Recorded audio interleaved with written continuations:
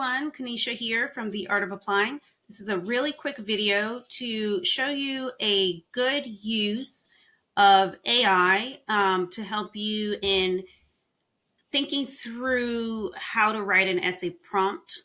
I never endorse using any sort of generative AI to write your essays, and you 100,000% should never put your essays into ChatGPT or Claude or anything like that. And if you use Grammarly, you need to go into the settings and turn it off so that it is not training its model on your stuff. So do not put your essays into ChatGPT. Do not put your essays into Claude or Perplexity or whatever. But I did want to demonstrate how, one example, using the Harvard Kennedy School personal history essay prompt. So I have a wildly popular blog post called Harvard Kennedy School Essay Advice, but it's from 2022, 2023, and it's 2024 now, and maybe you're even watching this in 2027, and I haven't gotten around to updating it. We'll see. This is a generous give for free on the website to the world. And of course, the up-to-date advice is given inside of Application Accelerator and the Art of Applying Academy. Anyway, my old advice for the personal history essay is right here. But the prompt has slightly changed. So the old prompt used to be diversity of all kinds. I'm not going to read that whole list, is important to enriching the educational experience at the Kennedy School. Please share with us anything in your background or life experience that has shaped your perspectives and how that will contribute to the classroom and community. So this one is asking that question. But the new question, I guess in light of affirmative action ruling from the Supreme Court, I'm not sure why it changed, but the new one is, at least for the MPP, is Harvard Kennedy School believes that academic excellence and personal growth rely on engaging with varied perspectives, embracing our unique differences, and relishing healthy debate.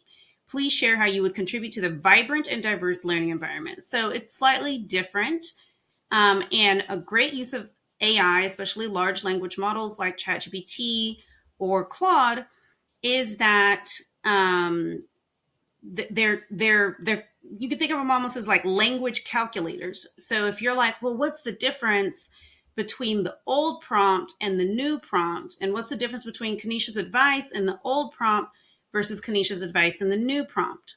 Now, I said don't put your essays into ChatGPT or Claude because you're just feeding it your personal information. And why would you do that? For no compensation, just like you wouldn't, I don't know, take every picture you've ever taken and just hand it over to the New York Times. Don't do that with OpenAI or the other companies. But anything that's already on the internet has already been pillaged by a lot of those companies. So you can take stuff off of the Art of Applying's website, my website. You can take it off there and put it into the AI. I can't stop you, right? So I'll show you how I might do this. I haven't practiced this video. I'm just doing this right, like an impromptu video. So let's actually use Claude.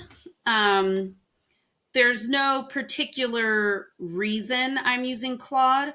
I just want to show y'all something that's not just ChatGPT. And you can actually see my old conversation. So you can see here the HKS application cheat sheet. I didn't use Claude to make the cheat sheet, but I used Claude. Wait, did I? I don't think so, but I used Claude to help me with the email marketing for it. Anyway, I don't off the top of my head know all the difference between the Claude models, and I am using paid Claude, but this will be fine with a free Claude account. All right, so what we're going to do is we're going to put in the old prompt, and we're going to just talk to Claude about it. We're going to say, we're going to just say, here's the old prompt for the HKS personal history essay with some advice from Kaneisha at The Art of Applying. Then we're just going to paste it, okay? So I just did Control V and I pasted the old prompt, okay? Here is the new prompt for the HKS personal history essay.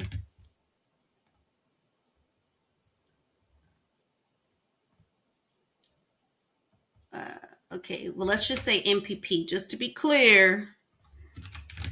So I paste that. Okay, because it wasn't a lot of content, it didn't have to go in that little paste area. Then I would say,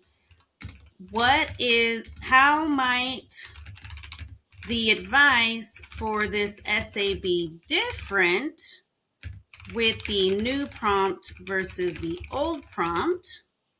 And then do not write the essay for me. Do not write the blog post as if you are Kaneisha. Just give me advice. Okay? So that's all I wrote. And then let's see what we get back.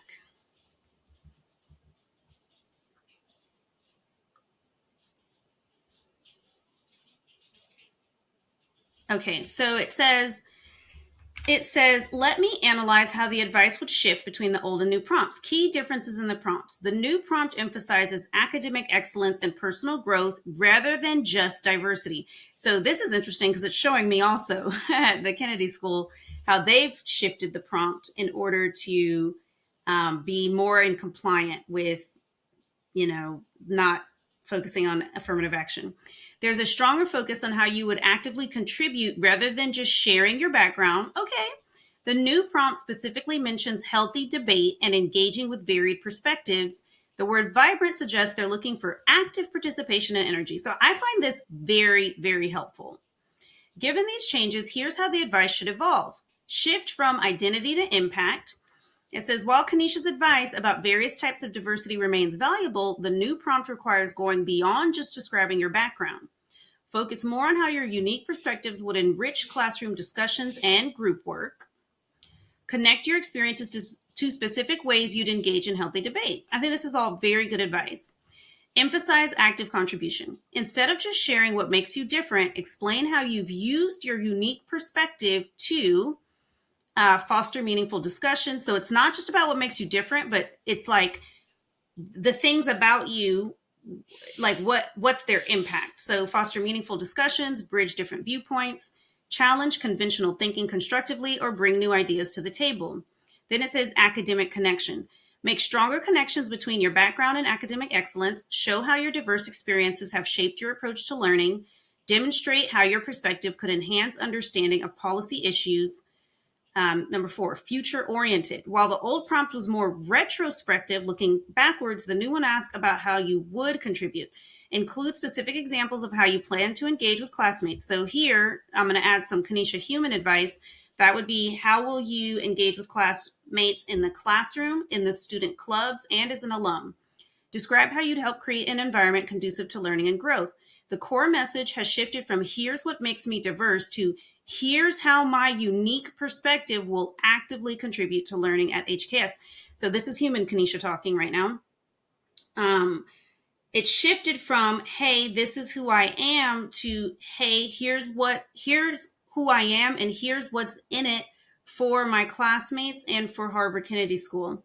It says, would you like me to elaborate? And so you could ask it to elaborate on any of those points, but instead I'm going to ask it to maybe like create maybe something like create a worksheet for me that helps me brainstorm ideas. So create a worksheet for me that will help me brainstorm ideas for this essay, as well as help me structure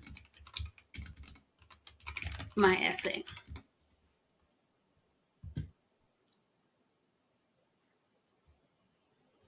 Okay, so then we've got a little worksheet over here.